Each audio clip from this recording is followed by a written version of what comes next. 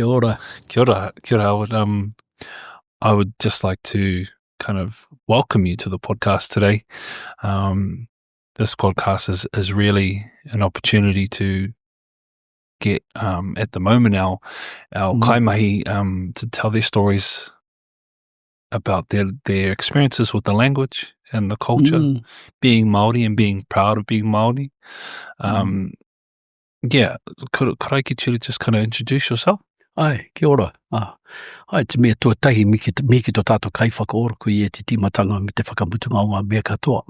Korori hareruia ki tōna ingoa tapu, he tika e mea atu ki te tātou kuini, a te araki nui ngā waihone te pō tātou te whero te tuawaru. E noho mai I rungi tā hurewa tapu o ngā mātua tūpuna, me te whare kāhui ariki, riri haupai mariri ki a rātou.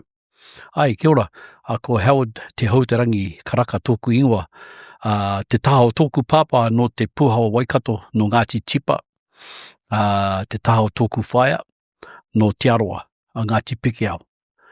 Ko au e noho nei ko Howard Karaka.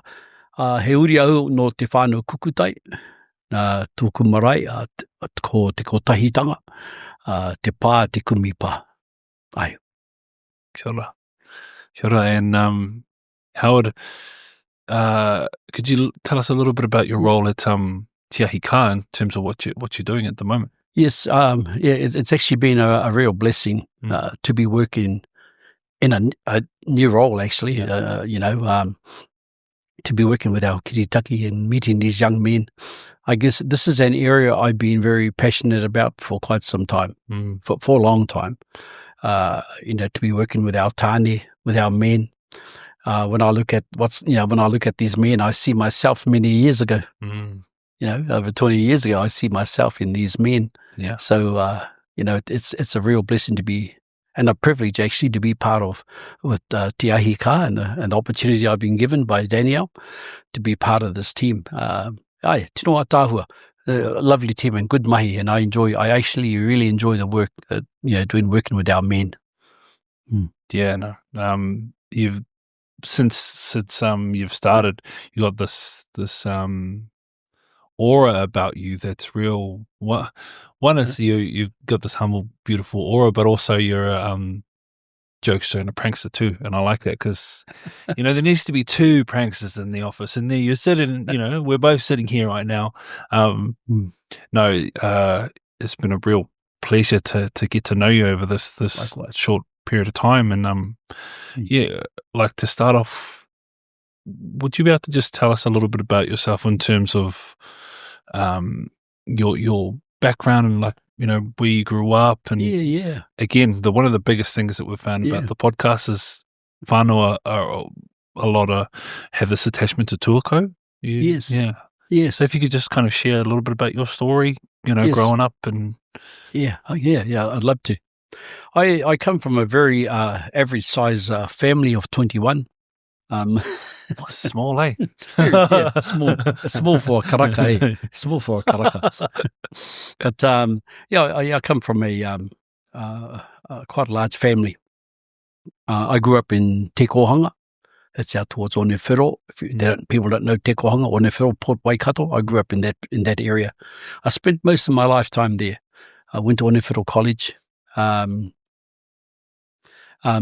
Over the years, I've seen many things happen within my family. There's the other side that I've seen. As my dad was an alcoholic, so I grew up around alcohol being in the house quite often, and with that came other issues, things that I'd experienced.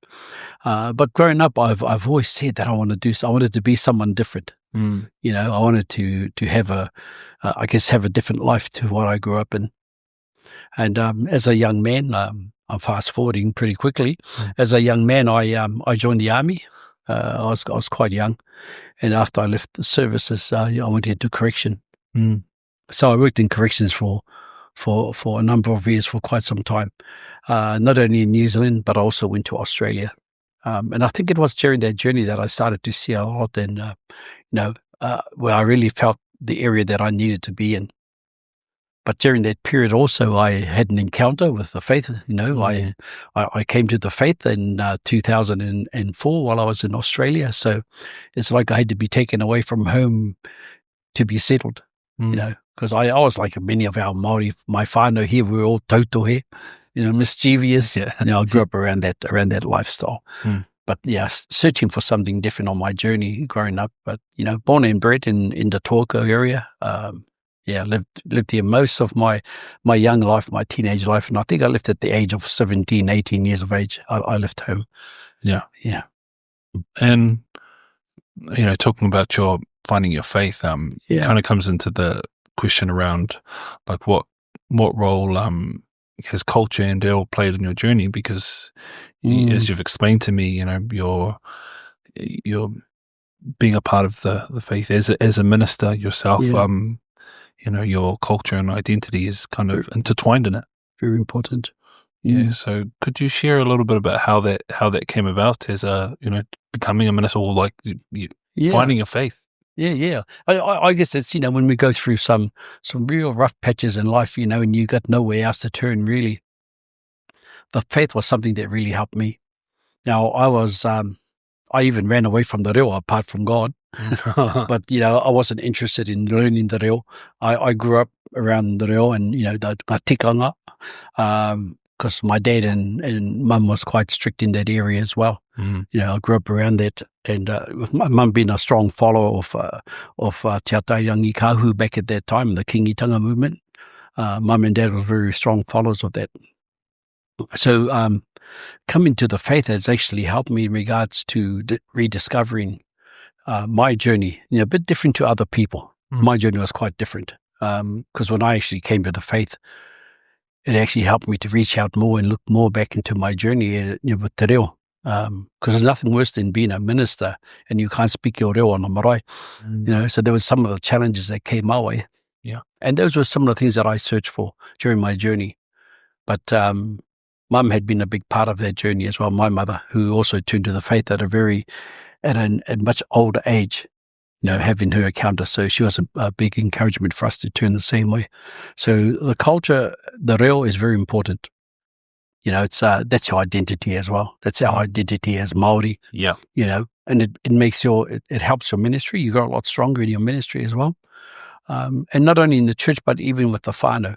The reo is a big part of that. When you lose the reo, it's like you feel empty, Yeah. There's that emptiness, And to sit and have a kōrero with someone, it's very difficult if they're going to speak tūturu Māori, and you're sitting there, you're answering Māori. And you're just saying, I. Kia ora. And that all sounds good, eh? Yeah. But the culture is a very big part of us, especially people of the faith as well, eh? And to be able to minister and to do karaki e roto i te reo Māori and, peke haere, jump from English to Māori, so it's good to have that. It's a great tool, but for us and our families also, so yeah. That's cool. And, I wanted to ask a little bit about, so it's evangelist, is that right? Yes, the Māori evangelist. Evangelist. The reason why I bring that up is because I've been on marae before, sadly for Tangi, and you have the minister come in, and like yourself, like I remember this really cool experience, sad, kaupapa, but a really cool experience where the minister came in and took the session, and I remember him singing a song, and he had, it was like this real serious moment, and we're like, oh, okay, so he's going to sing probably like a real serious hymn, and then next minute he's singing Bob Marley.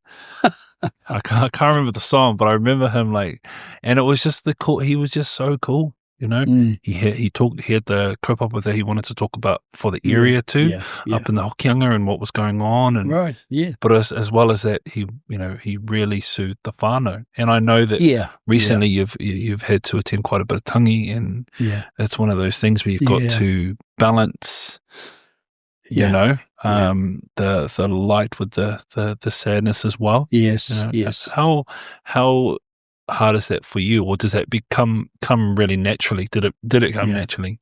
No, it didn't come naturally. Actually, it was, it was an experience myself when I lost my parents, and then when I became a minister, when I went into the faith, I took that step, and with my mahi as an evangelist on our marae, you learn to reach out to people on a good level, on an even level, like how this gentleman must have been singing a Bob Marley song. Yeah. I want to love you and treat you. Whatever the kupu may be, whatever it was that he sung. But it's, for our Māori people, our Māori people can relate to that kind of ministry. Yeah. Connection, eh? Connection. Yeah, it's all about connecting to the people. You feel the people, especially if you know your people. With myself, I know my people in Te Puho Waikato. So you know where to reach them. And that's really important to have that relationship, to speak that language. When we say the language, I'm not talking about the reo Māori, is the language that these people understand where they come from. So using evangelism or the gospel, you can be very creative with that. Be creative and, show a bit of character too, Be funny. Yeah. You've told many cool stories in the office, and there's you have nieces in the office, and they'll tell me a story of how you would bring the whole whānau together and tell this beautiful white lie. So you got so many cool stories. But on that note, I was gonna see if you'd be interested in kind of introducing a waiata for us. Is it you want? Did you want to save that for later? It's up to you. No, anytime. Because you had the I've got it on my phone, and I'm still trying to learn the song. I want to pull it out and show everyone. That beautiful waiata that you showed us at the for the wānanga. Oh yes, it's a beautiful waiata that was written by Queenie Moihau Reedy from Ngāti Porou. It's a beautiful waiata that she wrote, and it says ho mai tō poho. Ho mai tō kiri, ho mai te kupu. So in other words, with that waiata, he was talking about ho mai tō poho was a form of identity, or that I may feel your heartbeat. Ho mai tō kiri. And I think of my mokopuna when she was little. I used to lie on the couch and she would come. I would have no t-shirt on. She would lie and put her ear on my chest. And she'd say, Papa, I can hear your heartbeat. It's the thing that a child searches for. So this waiata speaks about that as well. So you can to hear your heartbeat, to feel where you are from, to hear your voice. Ho mai tō kupu, the words, bring to me words of wisdom. So I'll sing this waiata. You can join in with me if you want to. I'll let you sing it. Yes.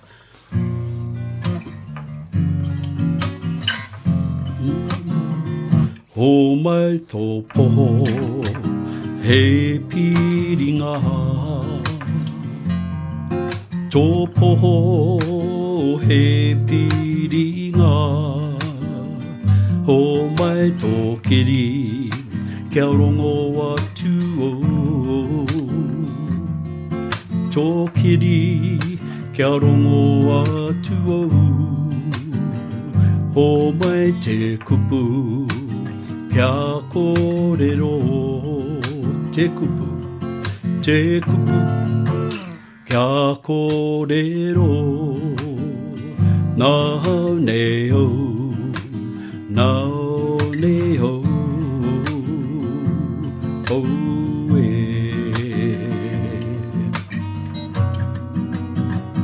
ho mai tō poho he piringa,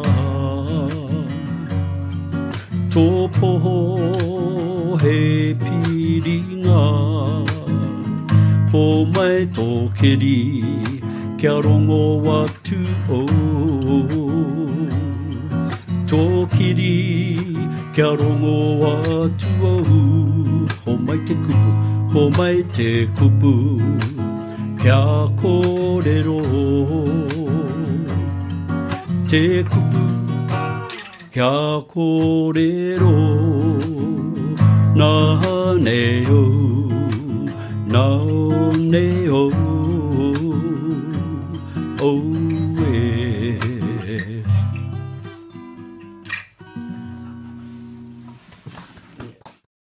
Beautifully written song. Yeah, no. By this lovely kuia.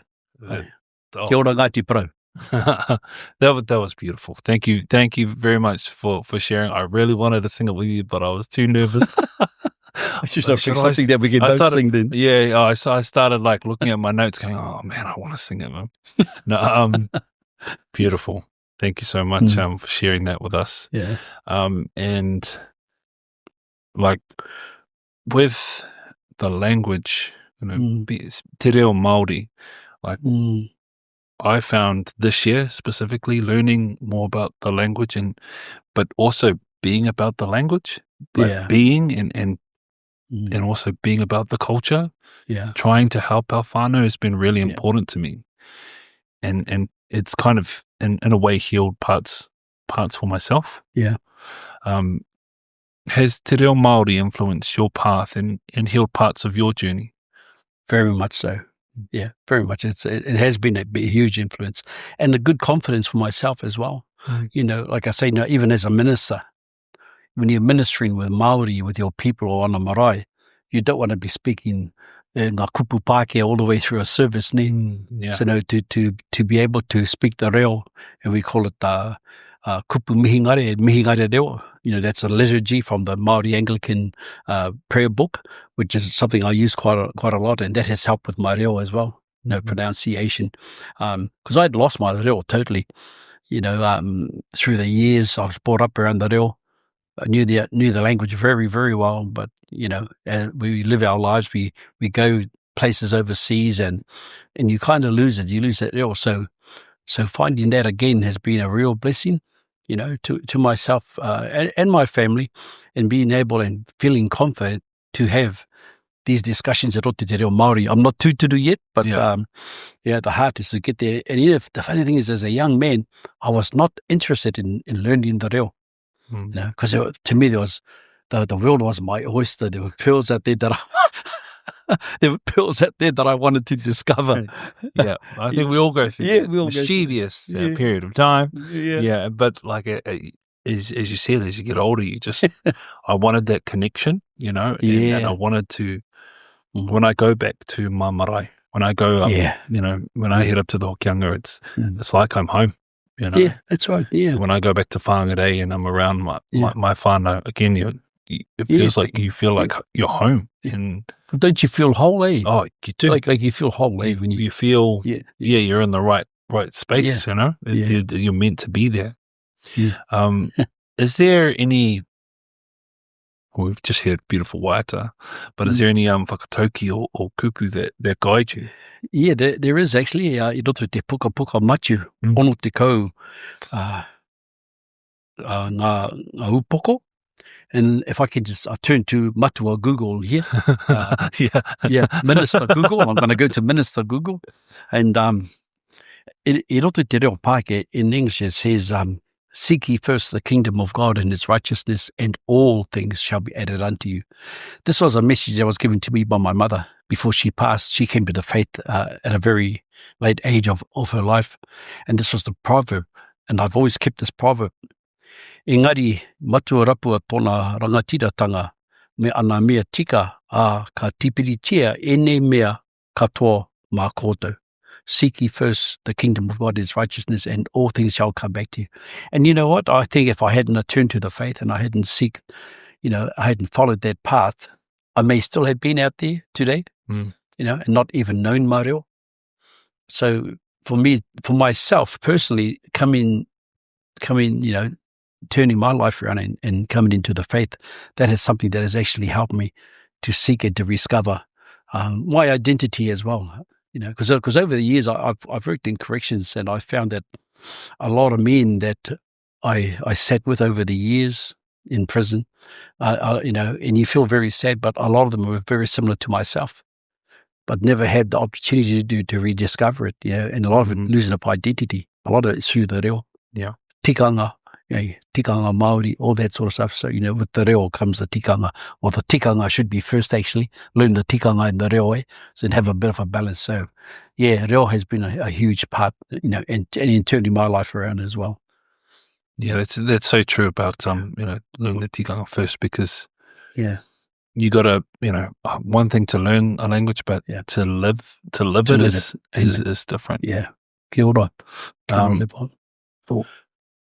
I've just got some questions around hauora, like for yourself, and what does culture, how does culture support our hauora as Māori? Yeah.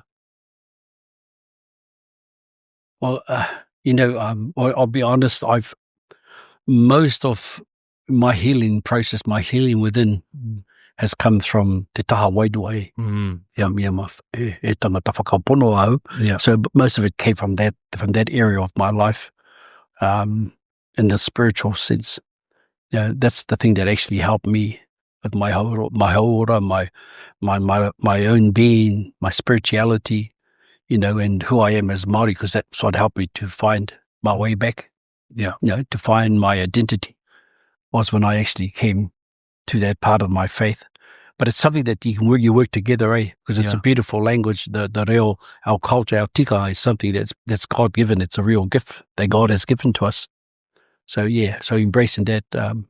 But most of my journey had come from the spiritual side of sense of things. But that's still beautiful too, because it's we're all going to reach it, at in different spaces, Yeah, that's right. And for that to be, giving your honest side of things in terms of like how it came to be for yourself, it's a cool story. Yeah, it is. Because you kind of live out in the world for many, many years, all your life. I mean, I was 42 years of age when I rediscovered that. So I thought you were 21. Man.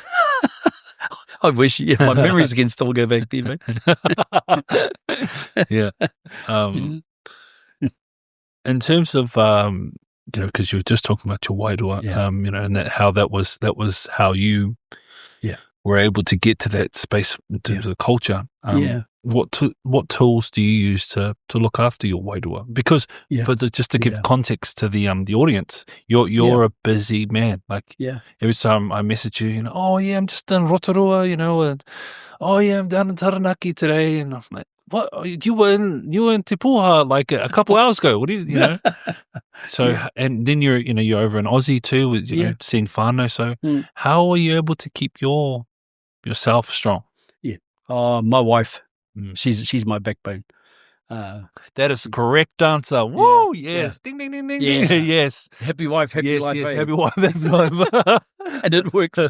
Yeah. Oh no, my wife. She's been the big part of my journey. And I know that she always have a karakia for me. She's my prayer warrior. Yeah. My wife and my family. And they keep you grounded. My wife keeps me grounded all the time. Yeah. Can be a bit of a struggle, poor thing. And we celebrated our 50-year wedding earlier this year. So we've been married for 50 years, Wow. So she stuck with me for 50 years. I thank the Lord for her. Yeah. But she's a backbone. But in regards to my ministry when I'm working, because I've been a lot of sensitive ones that I've had, like very close family, nieces, nephews that have passed away, mokopuna, aunties, uncles, So maha noi runga ngā marae. And so, one of the things that really helped me, apart from, he karakia, I always turn back to karakia. That's always been my first go-to tool, apart from my wife, so karakia, and then just taking that time out, get whatever time you can to whether it be mowing your lawns, simple things like mowing your lawns, right? Like, that actually helps me. I love mowing my lawns. I love cooking. I really love cooking kai for my wife. I enjoy it because it's it's therapeutic. Invite me to your place one day. Oh man, I promise you, I will. I'll make you a kai one day. I promise. Yeah. No, that's really the main thing is, and having time, like going for a drive. Because with a lot of people that, when you're ministering to your people, you got to try and maintain that focus with the people, that it's all about the people that you have, all the whānau. So, you have to be strong for them. But the thing that I always do afterwards, I would go back and revisit. Be the day after the funeral, I would go to the urupa, the person that I've just buried, I would go back there and sit there and have my time. Because when you're with the family, it's a little bit different, So you got to be strong for them. So you got to find a way to re-energize, to get back focused, because sometimes you don't get that opportunity like we have here in Te Puha, Waikato, ngā waka katoa. Everywhere, there's been a lot of tangihanga back to back. We've lost a lot of our loved ones, I mean, just here to Puha alone, I think we've lost about maybe 18. Well, I've done 18 tangis this year so far, since January. So that's a lot. Eh? And there's been others that I haven't been able to attend. So, doing that, having karakia, sitting down and have karakia, get the water, do the blessing, and then just find something different to do in between. Like being with my family, that's a big thing for me. Going back to my wife and my kuri and my daughter and my son, that's a huge place of healing for me too. Because they keep you grounded as well. You come back on a high, you get home and they knock you back into place pretty quickly. It's all about being grounded. Being grounded. What would you say? Thank you for sharing that as well. What would you say to anyone that is out there maybe feeling alone or overwhelmed? Yeah. Oh, man. It's cool to kōrero. That's what they say. Was the old radio station? It's cool to kōrero. It's cool to kōrero. and that's true. And with that, some people can't speak. They struggle to share. I think something that I've been encouraging, even with the men's group, Kahui Tāne, is to have very good mentors, pautoko manawa, people to be with them, to sit by their sides and beside them, and being able to listen and to kōrero, like we do with our kiritaki now, mai, doing it without judgment, just being there and show that you love, that you do care. You do care about them. And that's a big thing. But, a lot of our I'm speaking about Tāne, because that's who I work with at the moment. They do struggle because they have this perception, they have this thing that, hey, you're a man, you got to man up. Don't be weak. And that's so wrong. It's so wrong because, I've been through that journey as well.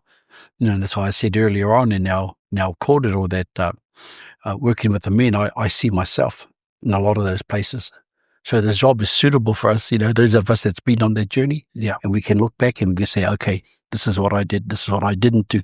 And we learn to get things right. We get it right with our people, with our men. So my encouragement would be to, it is okay to reach out. You don't have to follow the old trend. That's got to be broken. It is okay to reach out. It is okay to think that you feel weak. And it's not a weakness, it's actually a strength. It's okay. And I'm really lucky. You talk about mentors. I'll say his name. Hans Masoi is a good friend of mine. He's we're in the creative world together, and he's a person that I'm able to ring. At any time, and he'll begrudgingly answer, but he will always have my back, That's right. Same with my cousin that you met, Parati. Yes. It's another person that I will go to. My brother, Michael, my best friends, Mario, so I've got a real, a small group, but we're tight and I have people that I can go to.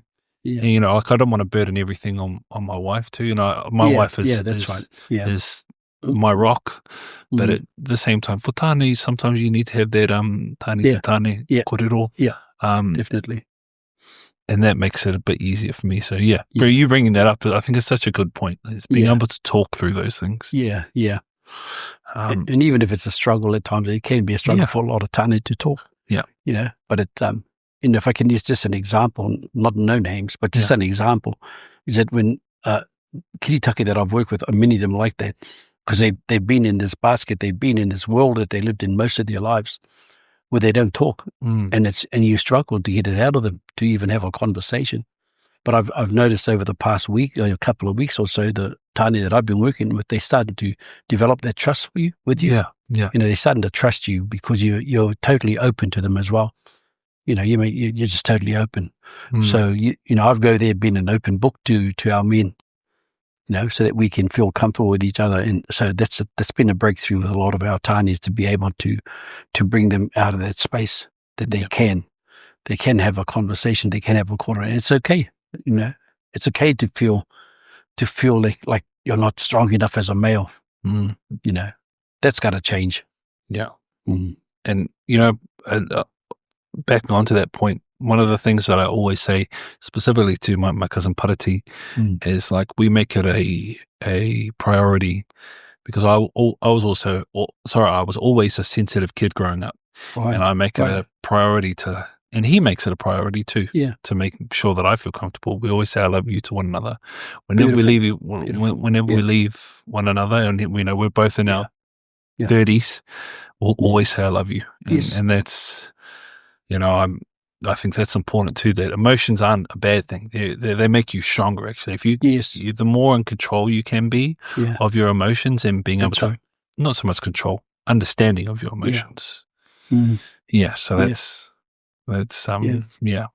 And I think a lot of that, the mahi that we do, Levon, and yourself, the mahi we do, it's been, I've kind of looked at it at home first with my own children. My eldest son will be 50, going on to 50 next year, sorry. And my youngest, my baby, she's 36.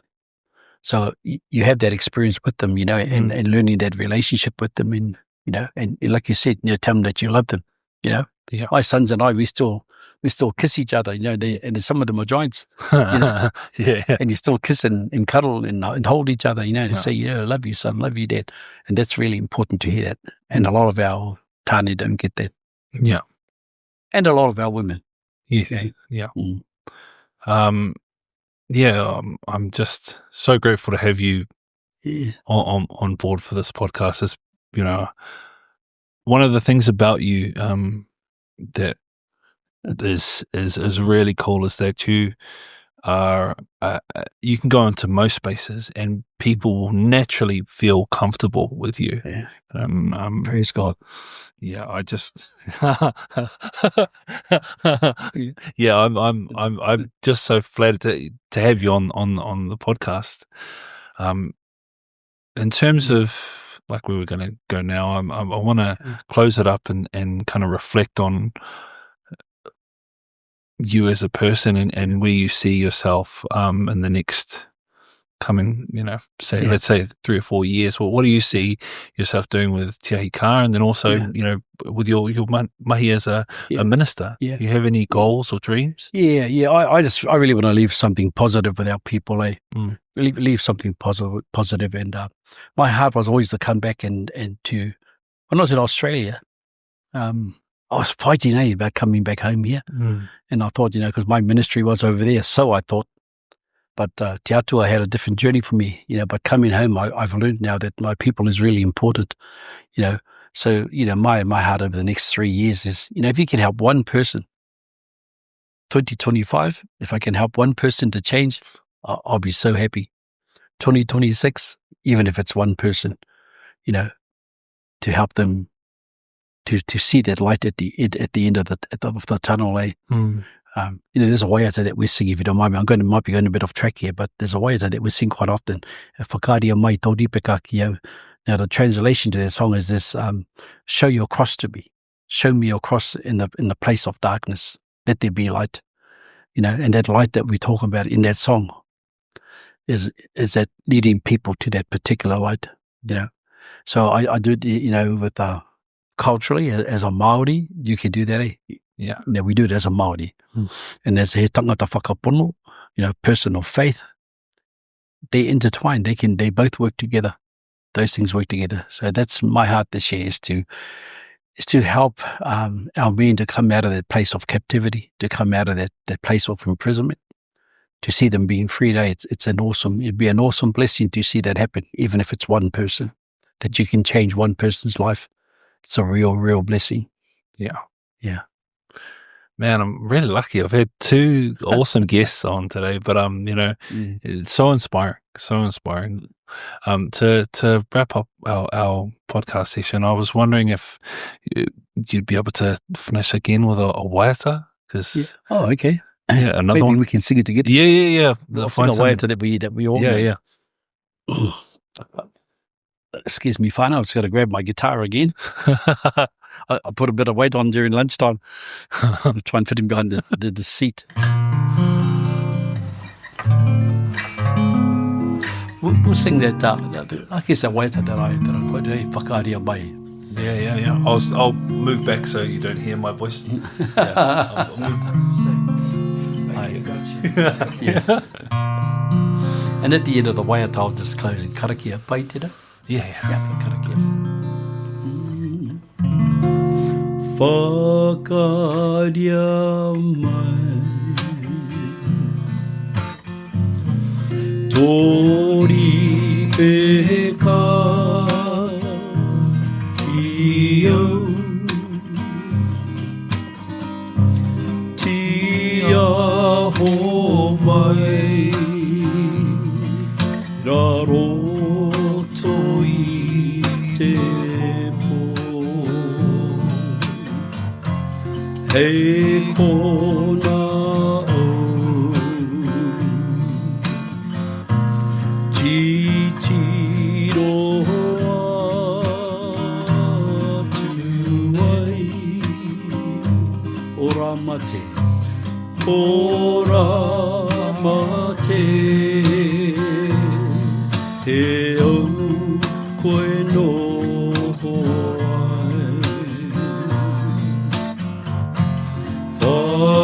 Whakaria mai tori peka ki au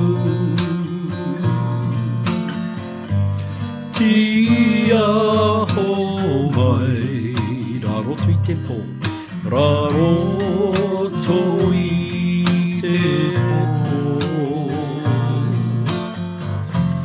He ko na hau titiro atu ai Ora mate he au koe no ai Amen Whai nui tātou. No reira kia tātou katoa, te atawhai o tō tātou ariki o i hukaraiti, me te aroha o te atua, me te whiwhinga taitanga ki te wairua tapu, ake. Amen. Kia ora tātou. Kia ora. Thank you so much for joining us. Awesome.